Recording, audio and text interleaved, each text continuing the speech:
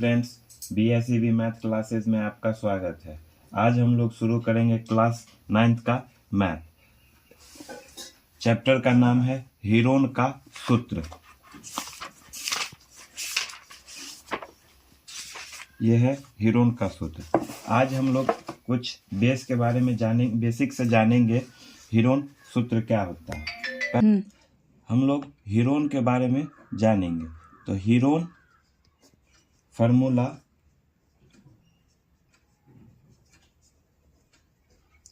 क्षेत्रमिति से संबंधित है। क्षेत्रमिति से संबंधित है, क्षेत्रमिति यानी कि मेंसुरेशन।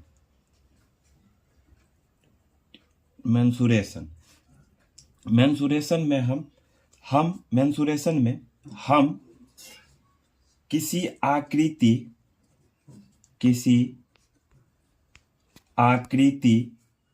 के आयतन क्षेत्रफल लंबाई आदि के बारे में अध्ययन करते हैं। आदि के बारे में अध्ययन करते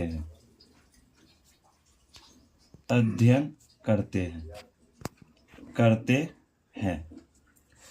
अब हम त्रिभुज का क्षेत्रफल देखेंगे। त्रिभुज का क्षेत्रफल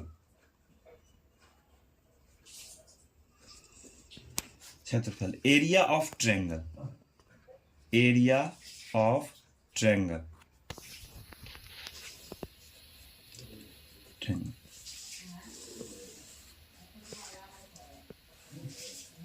ये एक त्रिभुज है, समकोण त्रिभुज, या आप ऐसे भी लिख सकते हैं त्रिभुज। तो त्रिभुज का क्षेत्रफल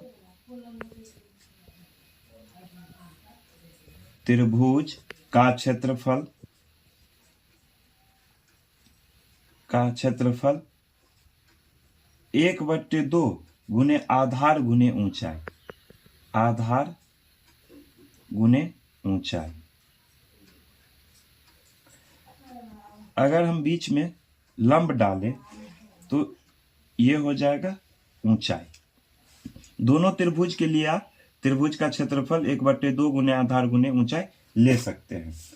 अब हम एक और त्रिभुज बनाएंगे।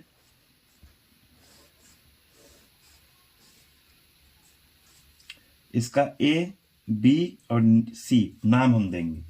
जिसका सामने वाला जो होता है ये हो जाएगा C, ये हो जाएगा A और ये हो जाएगा B। तो त्रिभुज की भुजाएं ABC है। त्रिभुज की भुजाएं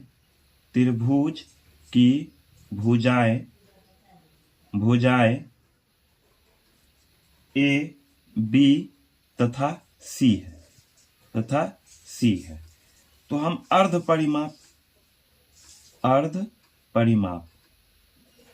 परिमाप जिसको हम S से डिनोटेट करते हैं हो जाएगा A + B + C / 2। अब त्रिभुज का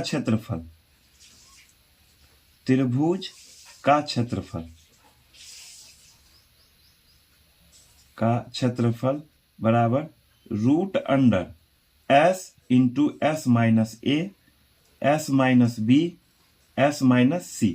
इसी को हम हीरोन का फॉर्मूला कहते हैं या हीरोन का सूत्र कहते हैं।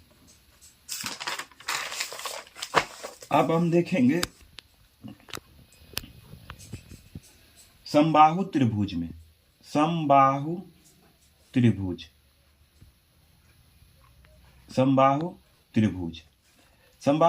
किसे कहते हैं पहले हम ये समझेंगे। तो जिसकी प्रत्येक भुजा बराबर होती है, जिसकी प्रत्येक भुजा बराबर होती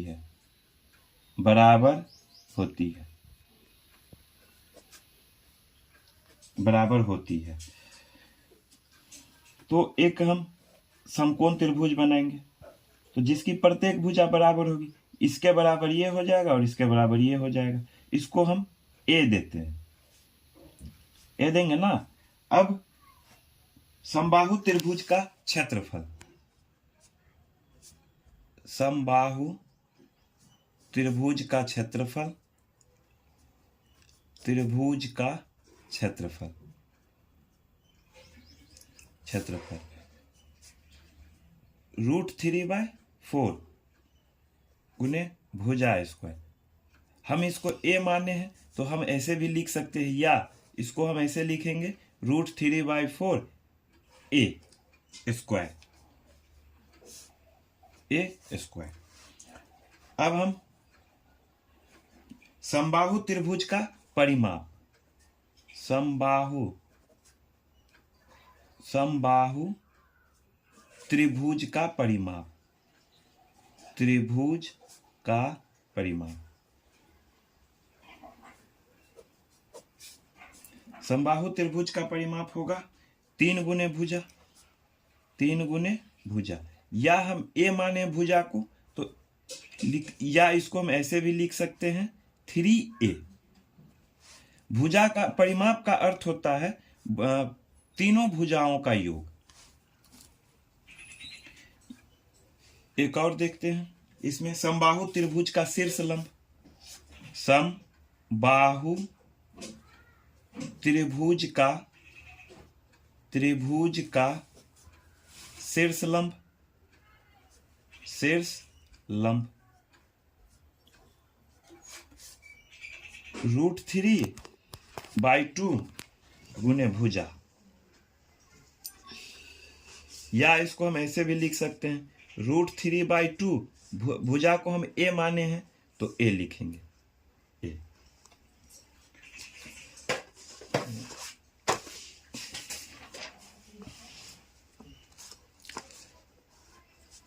अब समझते हैं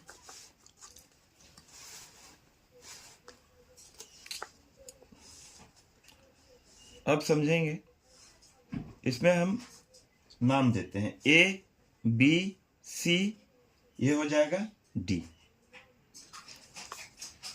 तो ये हो जाएगा ए, ये हो जाएगा ये भी भुजा ए और ये भी भुजा ए, यहाँ से बी सी पूरे हो जाएगा ए। अगर बी डी निकालेंगे तो a/2, ये भी हो जाएगा a/2। तो इसको हम प्रूफ भी कर सकते हैं, और इससे पिछले वाले लेक्चर में भी हम फार्मूला को प्रूफ किए हुए हैं, तो वहाँ से आप देख सकते हैं। तो AD बराबर ये हो जाएगा √AC² माइनस CD का स्क्वायर। AC हमारा है a² minus a²/2, √A² minus a²/2 का स्क्वायर 4 हो जाएगा। अब 4a² माइनस a²/4, ये घट के आएगा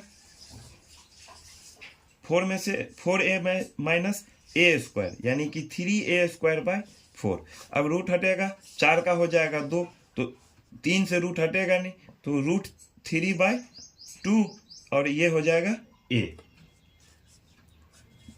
तो ये फार्मूला भी पहले इससे पिछले वाले लेक्चर में हम प्रूफ किए हुए हैं, वहां से आप जाकर देख सकते हैं। अब हम चतुर्भुज के बारे में समझेंगे। चतुर्भुज सबसे पहले आएगा आयत।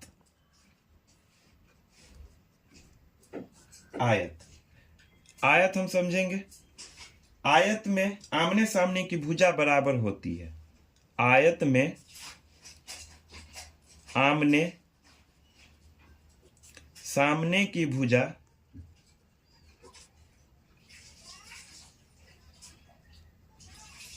बराबर होती है।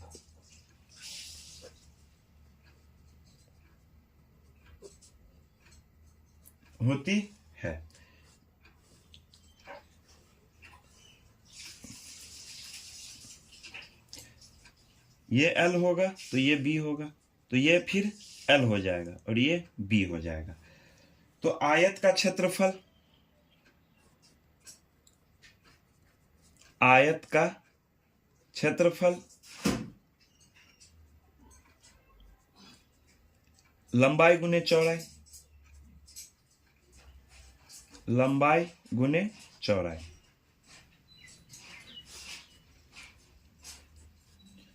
आयत का परिमाप, आयत का परिमाप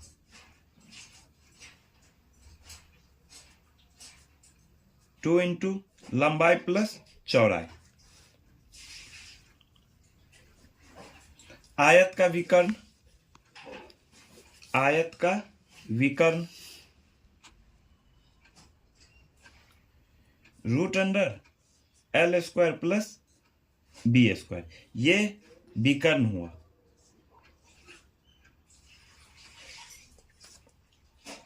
ये 90 डिग्री के साथ हो जाएगा। अब हम देखेंगे वर्ग के बारे में।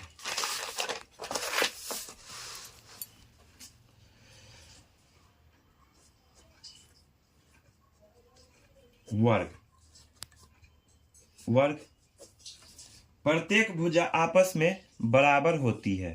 प्रत्येक भुजा आपस में बराबर होती है,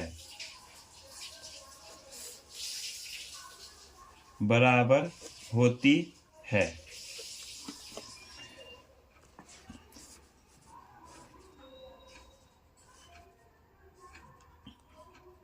प्रत्येक भुजा बराबर होगी तो हम इसको ए लेंगे। अब वर्ग का क्षेत्रफल, वर्ग का क्षेत्रफल भुजा स्क्वायर, भुजा स्क्वायर, यानी कि हम भुजा को क्या माने हैं ए, या हम इसको ऐसे भी लिख सकते हैं ए स्क्वायर।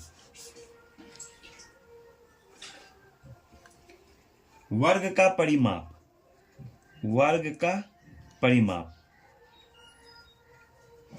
परिमाप का अर्थ होता है चारों भुजाओं का योग। तो हम इसको क्या लिखेंगे 4 गुने भुजा, और भुजा को हम ए माने हैं तो 4a लिखेंगे, या इसको हम 4a भी लिख सकते हैं। वर्ग का विकर्ण, वर्ग का विकर्ण रूट अंडर 2 गुने भुजा, और भुजा को हम ए माने हुए हैं तो √2a भी लिख सकते हैं। अब हम आगे देखेंगे समांतर चतुर्भुज, समांतर चतुर्भुज।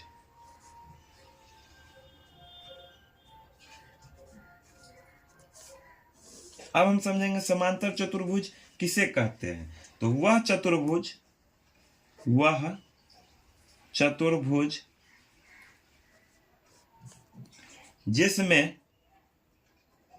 जिसमें सम्मुख भुजाओं के दोनों, सम्मुख भुजाओं के दोनों युग्म समांतर होते हैं, समांतर होते हैं।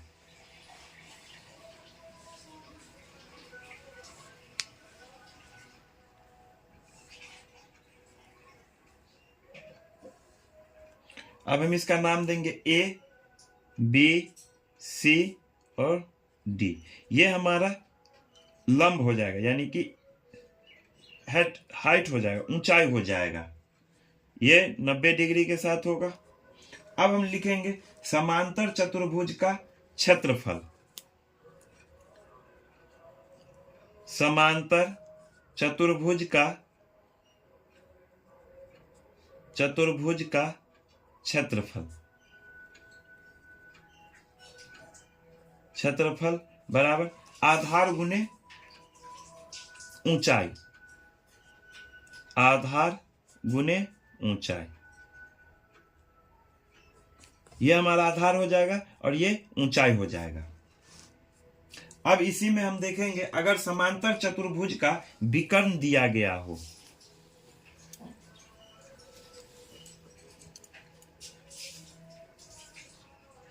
समांतर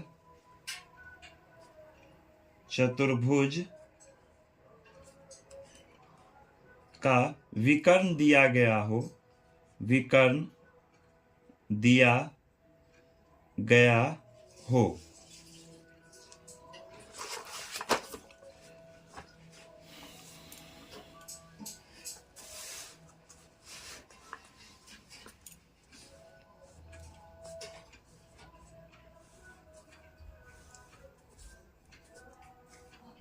विकर्ण आप जानते हैं कि दोनों का, इसको हम D1 मानेंगे, डायगोनल 1, और इसको डायगोनल 2। तो लंबाई अलग अलग होती है, विकर्ण की लंबाई अलग अलग होती है। तो समांतर चतुर्भुज का क्षेत्रफल हो जाएगा समांतर चतुर्भुज का क्षेत्रफल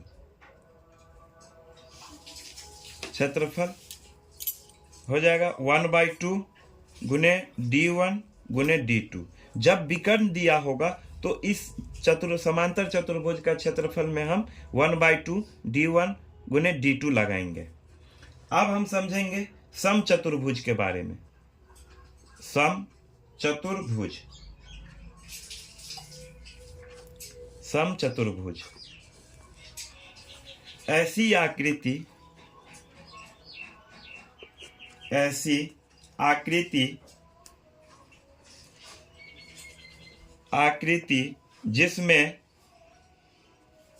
जिसमें चारों भुजाएं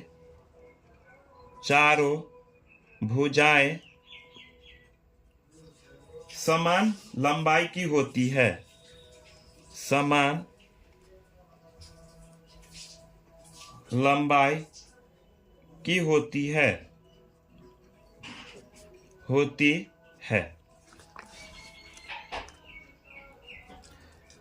अब हम समचतुर्भुज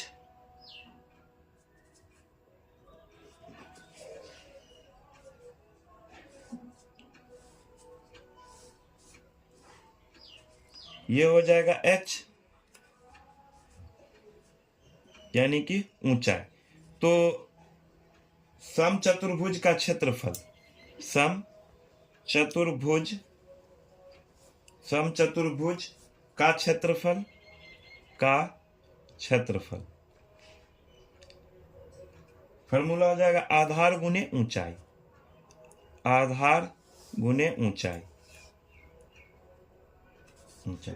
अगर इसमें भी विकर्ण दिया गया हो, समचतुर्भुज में विकर्ण दिया गया हो, तो समचतुर्भुज में विकर्ण दिया गया हो, विकर्ण दिया गया हो। विकर्ण भी इसमें अलग अलग होता है, विकर्ण भी इसमें अलग अलग होता है। तो अब हम समझेंगे विकर्ण।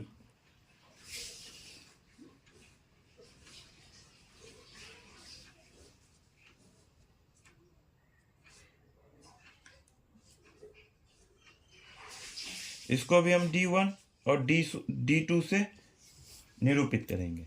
इसमें भी भुजा ए यानी कि चारों भुजाओं समान लंबाई की होती है।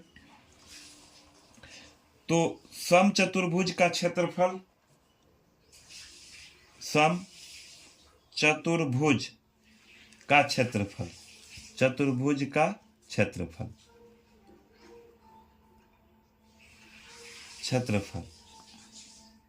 1/2 D1 और D2, यानी कि 1/2 और विकर्णों का गुणनफल, इसको हम कह सकते हैं।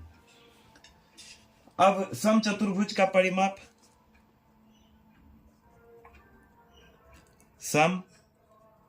समचतुर्भुज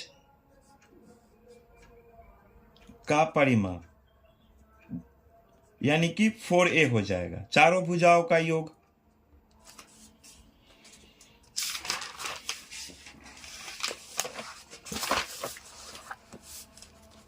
अब हम समलंब चतुर्भुज के बारे में समझेंगे।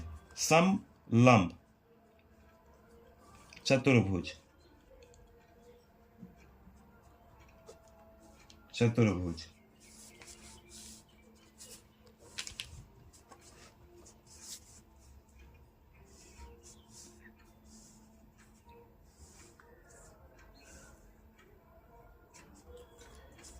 ये ए और बी होगा, ये एच हो जाएगा।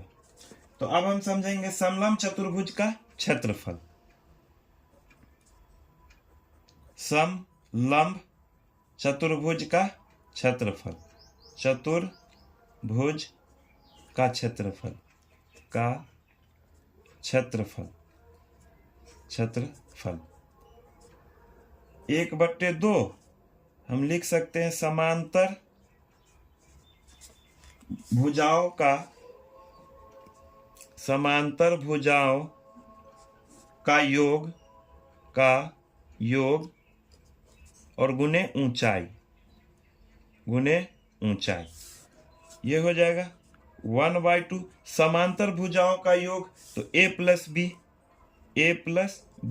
और h को इंडिकेट किए, h से ऊंचाई को इंडिकेट किए तो h होगा। चलिए